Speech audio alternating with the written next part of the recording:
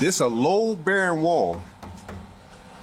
Look at the gap. We've got some tough times ahead. Welcome back to Moose and Loose. My name's David. Today, we've got mortgage delinquencies absolutely skyrocketing. The housing market is crashing. People are going bankrupt. You might say this is Justin Trudeau and now Mark Carney's legacy. The Liberals' track record on full display. Let's jump into this. Starting this off, we got a house here in Oshawa, Ontario, just sold for $800K loss from 2022, fetching $1.05 million. We can see here this house was originally listed for $1.8 million. It sold for $800,000 less. People are taking massive losses here. We're seeing Canada's housing downturn is the deepest among major economies. Change in nominal residential property prices Q1 2022 to Q3 2025. And you can see the different countries across the bottom here. Mexico is at the far left. It's up 38.7%. And who's at the bottom? Canada, minus 18%. Housing prices are absolutely cratering. And this only goes until Q3 2025. If we look at today, what do we got? So this is out of Toronto, and how real estate works in Canada. You have the two major hubs, Toronto and Vancouver, and all the housing prices in general follows those two markets. Those markets move first, and then everything else, like a radiating ring around those two markets, will drop or increase in price based on where Toronto and Vancouver are moving months afterwards. So usually it's like a month afterwards, you'd get the closest radius to Toronto would be like Mississauga. The prices would drop if Toronto dropped. Same thing with Vancouver and Abbotsford. And then a month later, you'd see Chilliwack or like Windsor, that kind of thing. And it just radiates across the country. And then once those markets move, then you'll see other major cities start to move because people literally start to move. You'll see Edmonton and Calgary and Ottawa and Montreal and all those markets starting to shift, whether the prices are going up or down. And what do we see here? So if we look at the dates, Justin Trudeau gets in right here. And we've had rising real estate for a long time. We have the world event that happens here. It brings the prices back down. And then Trudeau comes out around 2020, 2021, right around here and says, servicing costs on that are going to be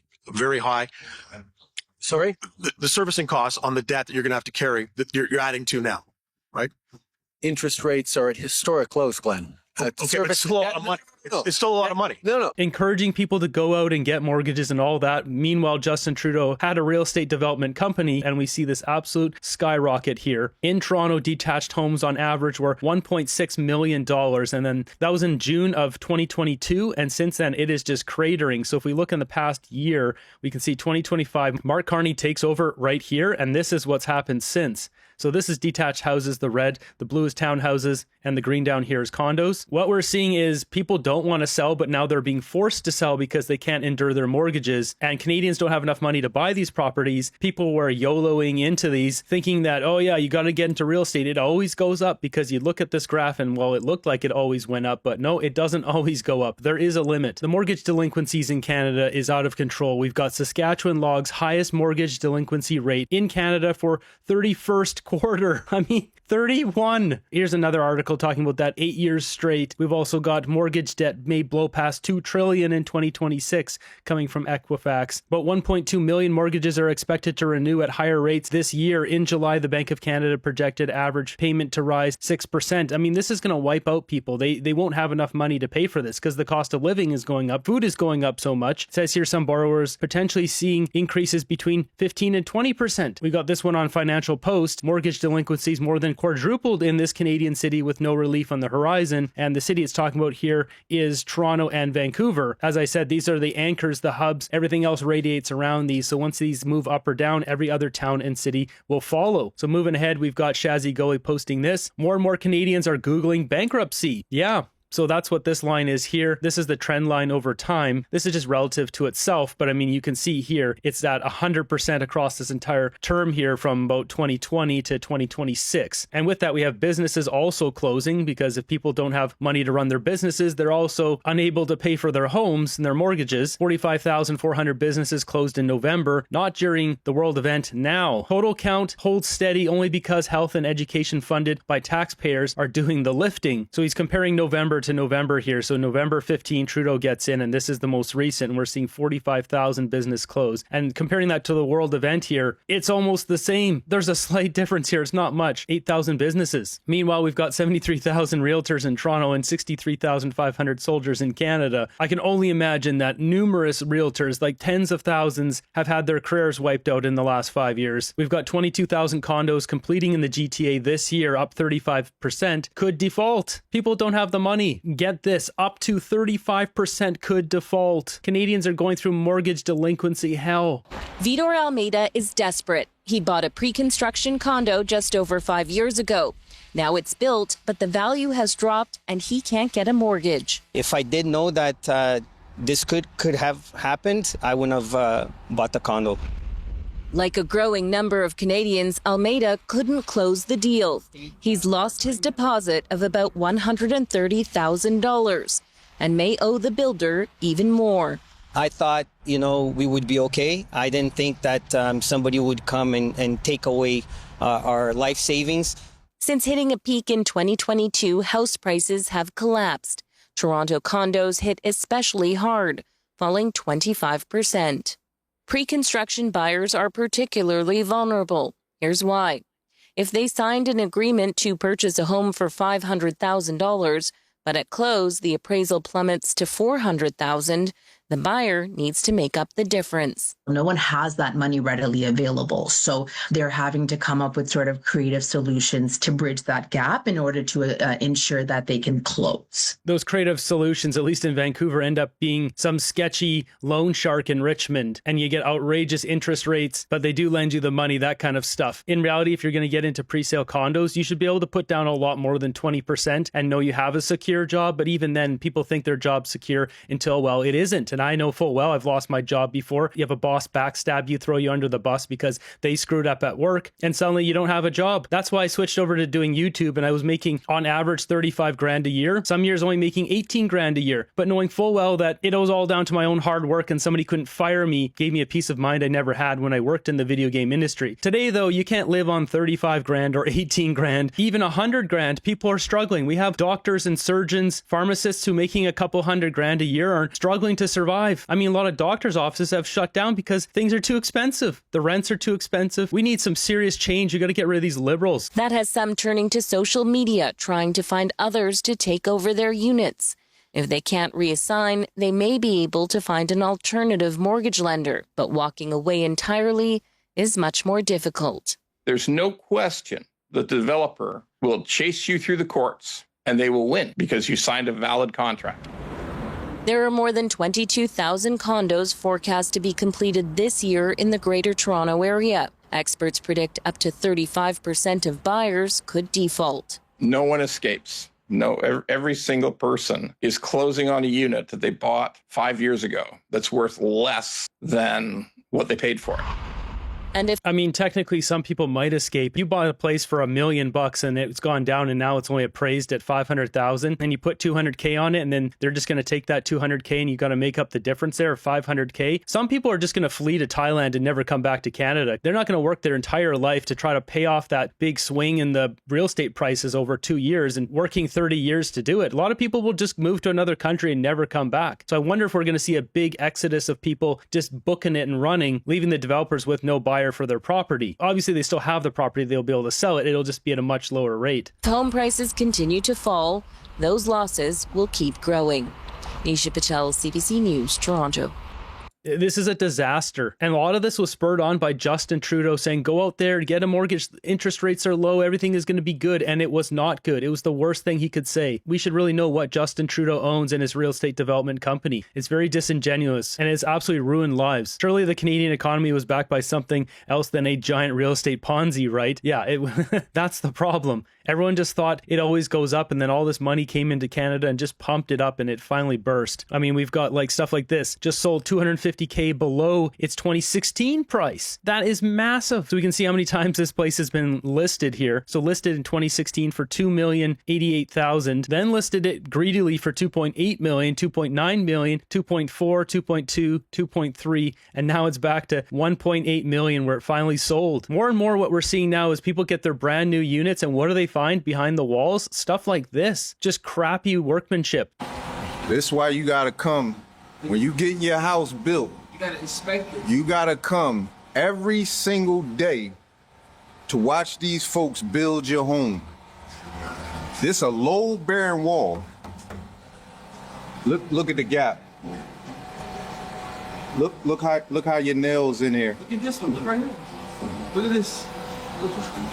not even stable. That is such a crappy job. I mean, the business should be fined tens of thousands of dollars, and then someone else should have to come in and fix this. Because, I mean, how could you trust a developer to fix this problem when they created it? As this guy says, inspector signs off, builder cashes out, and you're locked in a 30-year mortgage. With that, we've got Vancouver mortgage delinquencies hitting high levels since 2016. Once again, looking at this graph, Justin Trudeau gets in here and he tells everyone back in 2021 here, go ahead, get a mortgage. Interest rates are at historic lows, Glenn. People go out there and boom, the prices skyrocket. People's variable mortgages go through the roof, can't afford them, and that's what you end up with. Delinquencies, people losing their houses, can't afford their mortgages. Meanwhile, Canadian bank stocks have rallied 70% in 12 months. Yeah, that's because Mark Carney got in, and I guess because he's Mr. Banker, that's why we see this huge rally. So Carney gets in right there, and you can see this meteoric rise here. This is a TD Bank, and every single one is the same. If you put in RBC, put 5 years RBC, same thing. So Carney gets in right here, and boom, meteoric rise. Scotiabank, Carney gets in right here. It's all the same thing. The banks are getting rich from Carney spending like a madman, jacking inflation. The bank stocks are going through the roof, and Canadians are getting left with the bill. Meanwhile, we've got the story here from CTV News saying, how much income do you actually need to afford a home in Canada? So this guy dug it out of the article here. $162,000 to $180,000 to afford a home in Canada. And that's not even going to be in Toronto or Vancouver. That's going to be out of those major cities. Average household income in 2023 was $74,000. But don't worry, Mark Carney's doing photo ops at housing construction sites to make you think like he's doing something. Meanwhile, we've got lazy Canadian investor poking fun at this, as he always does. $750,000 purchase price with a $600,000 mortgage is a starter home in Toronto. Yeah, this is not starter home. Homes shouldn't even cost this much on average. They never used to. Go back 10, 12, 15 years ago. You have one economic downturn, somebody loses their job, and then if you have a couple working here and you both are required to make $180,000 a year just to be able to pay for the mortgage, well, now you're screwed. And we see this effect across numerous different aspects of life. We've got this one here from Melissa. Yikes. 2.5 million children live in food insecure households, up from 1.6 million in 2019 and setting a record high. And here's the thing, no amount of liberal socialist programs will fix this tragedy. No, it won't. Canada under Harper had the richest middle class on planet Earth, and now Canadians are struggling so badly. It's time to put one and one together. Under the Conservatives, life was great. Under the Liberals, life is bad. The numbers do not lie. And looking at this breakdown here, so this is food insecure, marginal, moderate, and severe. We have 550,000 people in 2024, almost a year and a half ago at this point, that were food insecure, severe. And this problem is not getting any better. We got this guy here breaking down the drop in real estate here. We're losing 4K to 5K per day in Canadian real estate. In 2 months,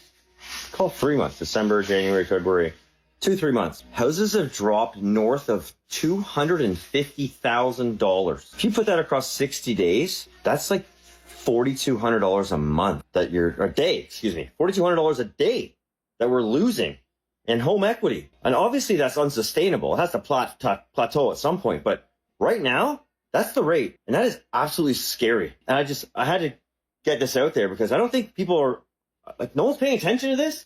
You're losing $5,000 a day right now and no one cares. Like, literally, that's what's happening. The key to note about this is that $5,000 per day that was increased before, was that increased because there was real value there, or was it just a pump and dump scheme maybe done by a prime minister? I don't know, something to think about. Century Initiative.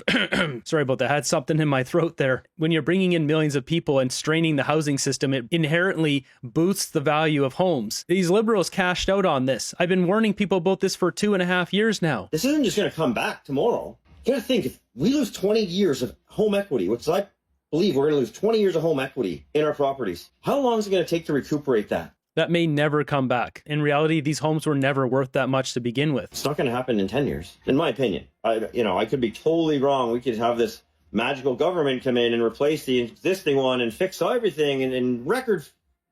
Not happening. Guys, we're losing $5,000 a day approximately right now in real estate, right across the country. Pretty scary, man. So he said magical government coming in, fixing things. Yeah, he's right. This can't be. Even the Conservatives come in, Poilievre starts reversing this stuff. We've lost the businesses. They've already gone to America, to different places around the world. Those are good paying jobs that have been lost. So you have to attract new businesses into Canada, slash the taxes, as I keep saying, bring it down. 15% income tax across the board, or make it no income tax on the first $40,000, $50,000, $60,000, $70,000 that Canadians earn. make it so life is affordable again. Because really, we don't need to be paying for gender-sensitive farming in Uganda. So let's cut all that garbage and make life affordable, entice businesses to come in. But of course, the Liberals don't want to do that because clearly they have people or an agenda that they're rolling out in those places that benefits them. And it's not just the public housing market. We've got Mario posting this. Ottawa spending $3.7 billion to build thousands of new military housing units. So he breaks this down. $3.7 billion, that's a cost of $600,000 per unit for military housing. Like, that's absolutely ridiculous. As he says, I can build an incredible 2,000 square foot cottage for that. Clearly, our entire system is broken. Chances are rank and file soldiers will not be living in $600,000 dwellings with their families. So where's the money actually going? Yeah, where is the money going? So with all this madness, there is new technology out there to build houses in different ways, including one to where I'm local at here, where they build a housing core that has all the same stuff, and then they build add-on rooms. It's a type of modular home. It's a little bit different than what Brookfield and Carney are invested in. The Sand Group out of Port Alberni was recently sold to IGV Housing, and they plan to make modular sections of houses that can be put together. They have a core section, and then they build other ones around it. The equipment in the former Sand Group remanufacturing plant in Port Alberni is being cleared out